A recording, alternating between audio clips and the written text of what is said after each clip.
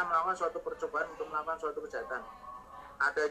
Adanya suatu maksud atau komponen dalam arti bahwa orang itu haruslah punya suatu maksud untuk melakukan suatu kejahatan tertentu. B. Telah adanya suatu permulaan pelaksanaan atau suatu bikin paling arti maksud bahwa orang tersebut telah ia wujudkan dalam suatu permulaan untuk melanjutkan suatu kejahatan yang ia Oke, pelaksanaan untuk melakukan kejahatan yang ia kendaki kemudian tidak selesai disebabkan oleh masalah yang tergantung pada kemauan, atau dengan kata lain tidak selesai pelaksanaan untuk kejahatan yang telah ia mulai, ia harus disebabkan oleh masalah-masalah yang berada di luar kemampuan sendiri.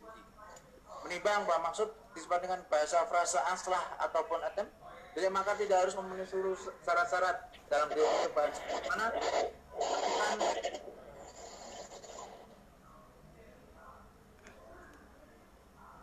ditentukan dalam pasal 53 ayat 1 KPA itu delik makar hanya memiliki dua unsur utama, yaitu niat dan permulaan pelaksanaan, dan delik makar itu tidak perlu selesai. Nimbang mengenai pemahaman terhadap delik makar sebagai percobaan tidak lengkap jalan pertimbangan majelis ini dalam putusan Mahkamah Konstitusi nomor 7/PU strip 15 strip 2017 tanggal 31 Januari 2011 yang menyatakan pertama, delik makar cukup disyaratkan adanya niat dan perbuatan permulaan pelaksanaan. Kedua, delik makar tidak perlu selesai. Dalam putusan Mahkamah Agung menyatakan bahwa dalam delik makar tidak harus diartikan sebagai serangan yang bersifat fisik. Karena jika makar diartikan sebagai serangan yang bersifat fisik, maka dikhawatirkan akan terjadi keterlambatan penanganan oleh aparat hukum terhadap perbuatan yang melanggar keselamatan negara. Ini bahwa pemandangan perbedaan tentang persiapan pelaksanaan sidang perbuatan yang ditampilkan dapat dituliskan sebagai pelanggaran pasal 110 ayat 1, yaitu permukaan dilakukan suatu kejahatan yang diterangkan dalam pasal 104, 106, 110 diancam perbuatan pidana tersebut. Ini bahwa unsur terhadap pengertian niat dan memori KWP Belanda MTV menjelaskan bahwa konmen berarti bewaj atau kehendak yang ditujukan untuk melakukan kejahatan tertentu.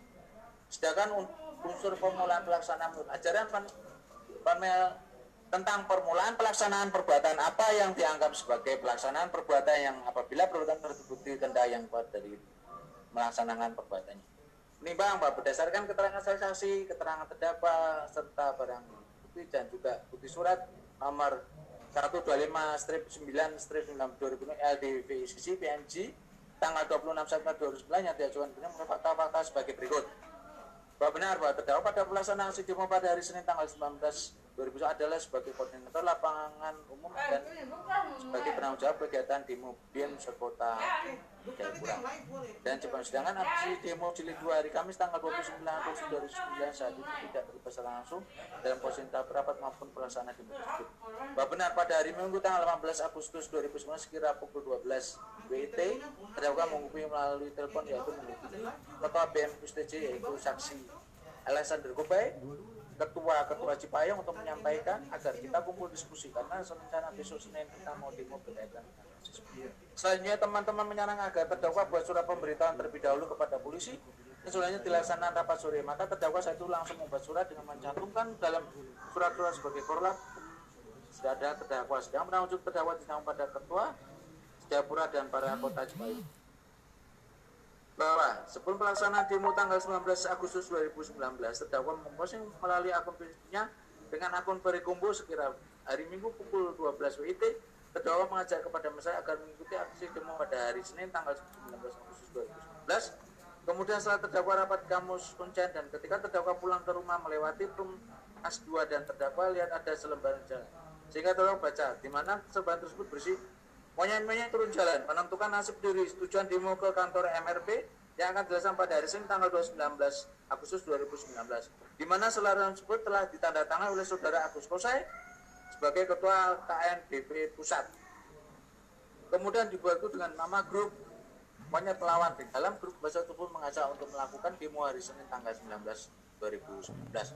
Bahwa seingat saksi pada saat demo tanggal 19/20 berjalan dengan lancar, bahwa pada saat orasi yang disampaikan oleh para pendemo dengan menyampaikan Yel Papua dan melepas diri dari MUI, bahwa salah saksi yang sebagai koordinator Yel Papua Merdeka tersebut adalah Vektor Yemu, mantan Ketua KNDP Pusat yang sekarang DPU.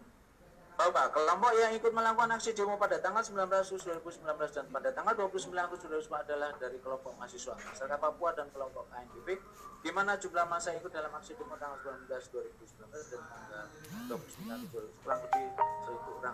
Dan alat peraga yang massa gunakan dalam aksi demo tersebut tanggal 19 dan tanggal 29 berupa pamflet, spanduk, ada juga bendera bintang kejora yang dibawa sambil dikibarkan. Bahwa benar tujuan massa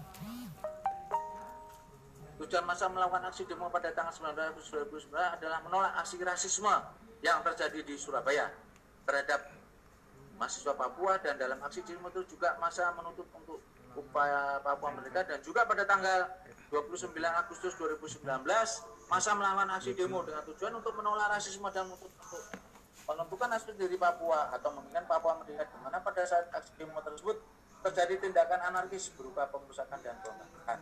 Bahwa benar, setahu saksi kalau terdakwa sebagai koordinator lapangan dan menyerukan yel Papua Merdeka, stop rasisme dan nyanyian kami bukan merah putih. Bahwa benar, seingat saksi, terdakwa berada di atas meninggal bersama dengan Putri Yemu, mantan ketua KMBB Pusat, sekarang menjadi DPO, dan meneriakkan Papua dan jawab oleh massa Merdeka.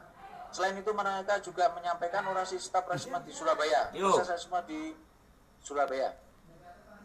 Bahwa benar, setelah saksi tahu aksi demo terulang lagi pada tanggal 29 Agustus 2019, massa mulai berkumpul dari Expo. Ada dari Kapura Uncen, kemudian kumpul jadi satu untuk berjalan bersama-sama ke kantor gubernur. Bahwa seingat saksi pada tanggal 29 Agustus 2019,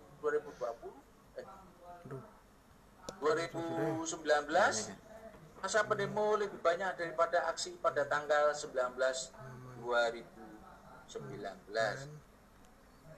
Bahwa benar, setahu saksi Muhammad Ali yang membedakan aksi demo jilid 1 dan jilid 2 berjalan, sedangkan aksi yang jilid 2 terjadi kerusuhan.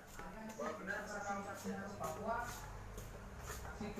Lembaga Bantuan Hukum Papua, 4. Perkumpulan Bantuan Hukum Cendrawasih, 5. Pos Bantuan Hukum Indonesia Pos Bakumadin, 6. Lembaga Studi dan Advokasi Hak Asasi Manusia Papua, 7. Lembaga Bantuan Hukum Samarinda, LBH Samarinda, 8. Individu Sastiano Kesek SHLLM.